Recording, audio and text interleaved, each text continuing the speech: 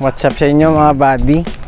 Ngayong araw, nag-travel tayo ngayon guys. Assistant tayo ni Ate Xyza. Welcome to Tibby's farm. Yun no. So, ayun nga pala guys, no, assistant tayo ni Madam Xyza ngayon. Madam?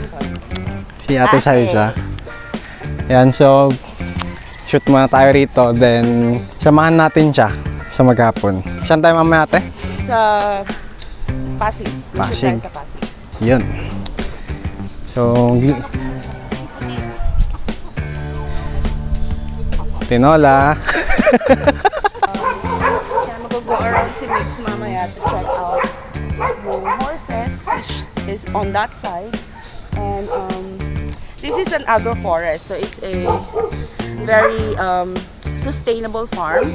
They've been using solar panels. The farm runs on solar panels already. So it's very sustainable. It's good for the environment.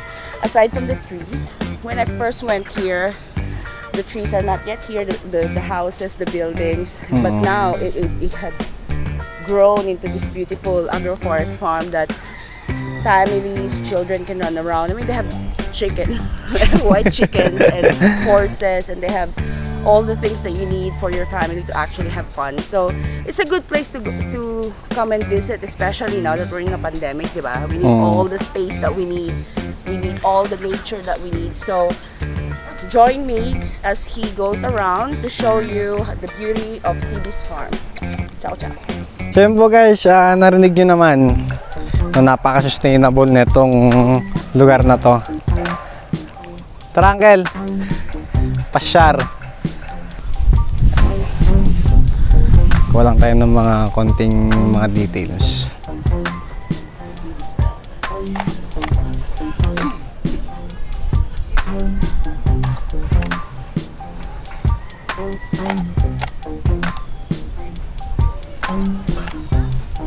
Yan o. So may mga kabayo daw doon Uncle. Dito daw. Anong cute nung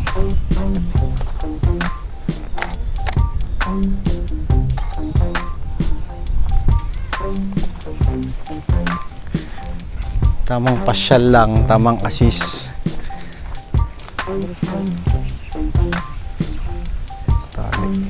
Madi na nga tamang kota Uncle.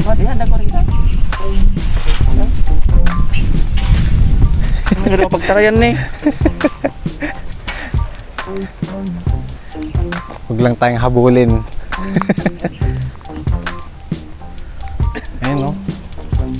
Mga kabayo.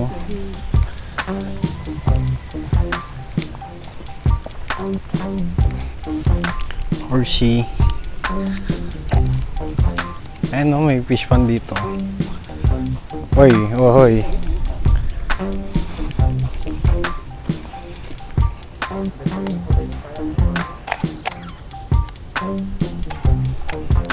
Diyan may isa nakatali. Diyan may isa haan. Magkakamali. Mali. Swimming pool natin. Ayun guys, mga kabayo. Kunan lang natin sila.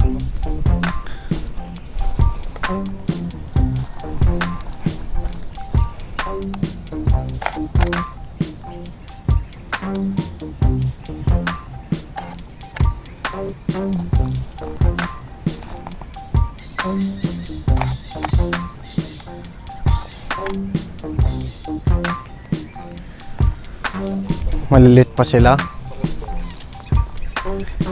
So mag-round pa tayo.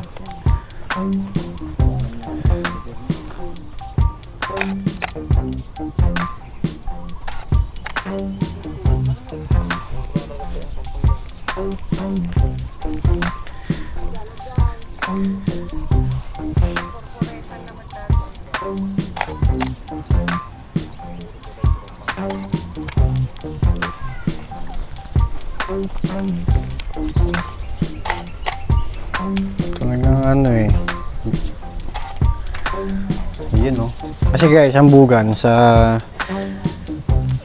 Hindi ko lang sure kung ifugaw or igurot. Ibig sabihin ng bugan, lalaki.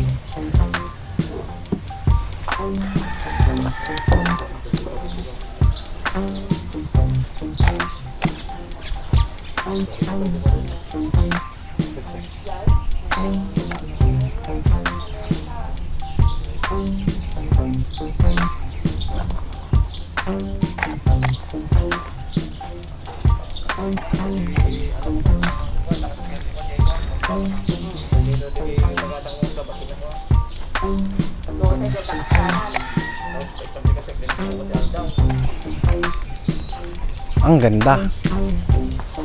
Mag-hi ka naman, ate. Hi! Hello po. Welcome to Tibby's. Kama naman, Sabay na ito, ma'am. Vlog. Ay, vlog. Nagda-vlog ma'am Tata. Tagano kayo, ilo ka naman. Sige, di bagbagan ni sir nga mga no? Sige, mga. Ay, di ka na?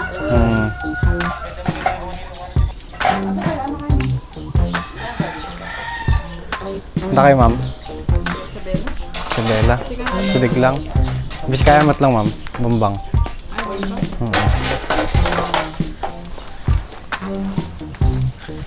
Oh, dangan.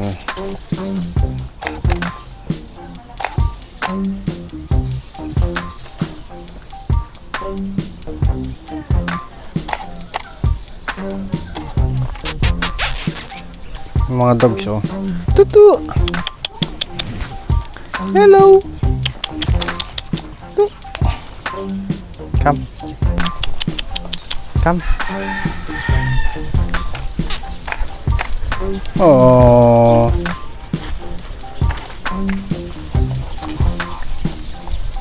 Lapit ako. Teka.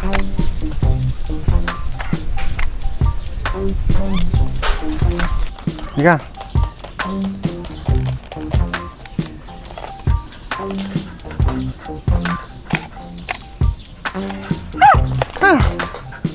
Bakit? Ang pogi niya oh. Come.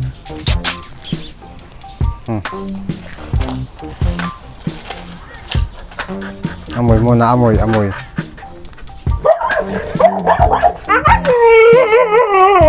Bakit?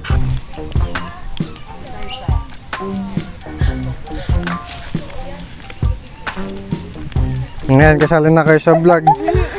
Kapag bain-dapay lang sika. Hi na kayo. Ay, may unggoy pala sila oh. Baby monkey.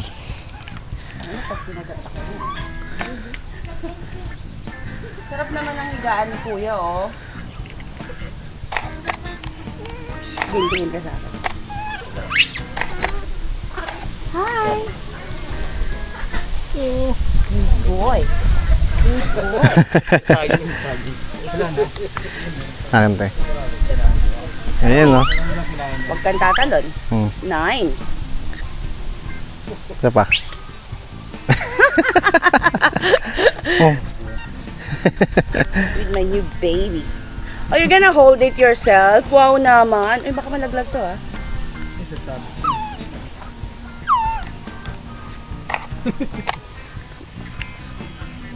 Sarap ng kain nyo. Sarap ng kain niya.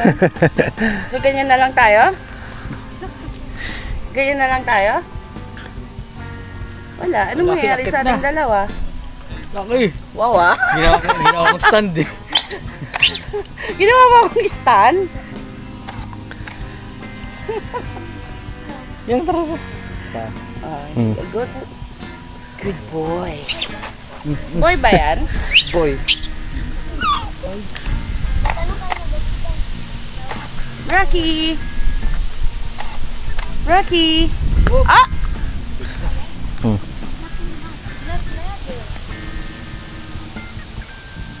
Amo. Na-disappoint yung mukha niya na malaglag niya. Rocky! Hi, sweetheart! Hi!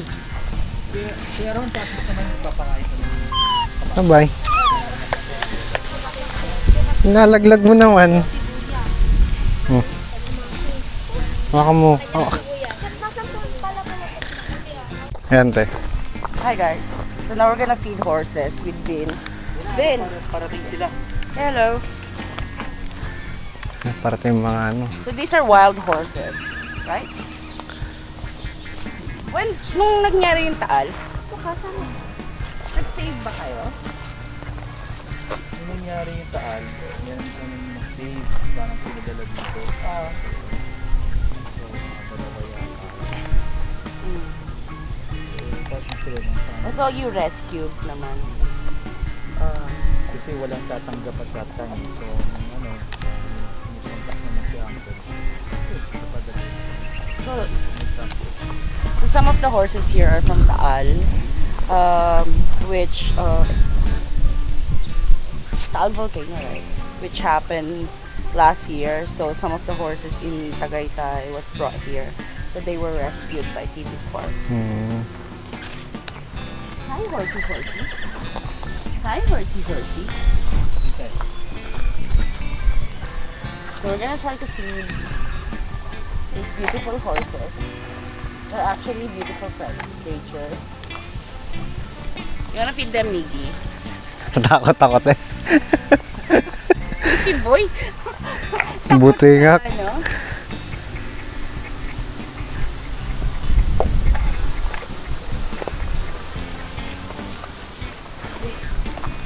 They're beautiful, no? And there's a fladder as well. I'm sure this is dog eh. Doggy siya yung parang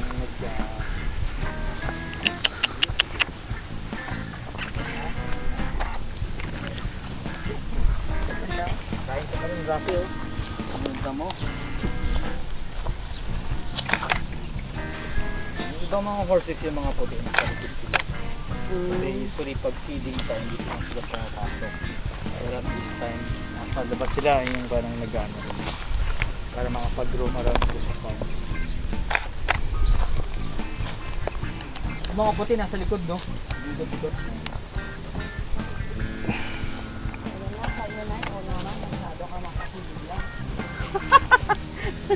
Ang suwari rin din ng kabayo. Wala talaga silang ano, kasi hindi katulad ng iba, kailangan silang sakyan, parang ano siya, parang money making. Pero ito, just for them to exist, of course, Parang ano lang talaga, sanctuary. sanctuary ng mga horses. So it's a sanctuary of horses. So we feed them every morning, then hapon, just in between, bubuksan yung gate, makapag-roam around sila sa So parang yan, yung parang kanilang Mag-aaway ko ng dami. si Rocky, ang kanilang guide dog, pag may lalabas dito, kakahol siya. Para din hindi masira yung track. Kasi before, nung nakapag-roam around sila freely around the farm, paggabi, kinakain nila Nice! Ito naman ang guide dog natin. Konting mga shots lang naman guys. So next tayo sa chickens yata.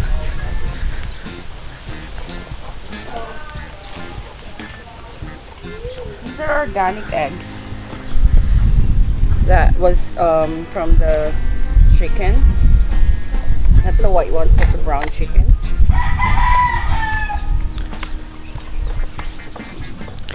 So, yun, walang mga manok. Pero usually pagka nagtutour kami or kahit walang tour, dito may parang may call ano lang kami, parang tawagin yung mga manok. Tapos from all corners, lalabas sila. Yan na yung mga manok. Isa. Ganun lang yun, no? Kahit sa makikita mo sila, bigla na lang sisilpot.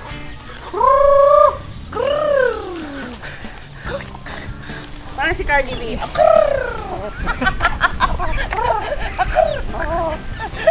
Ano yung mga song? Diba?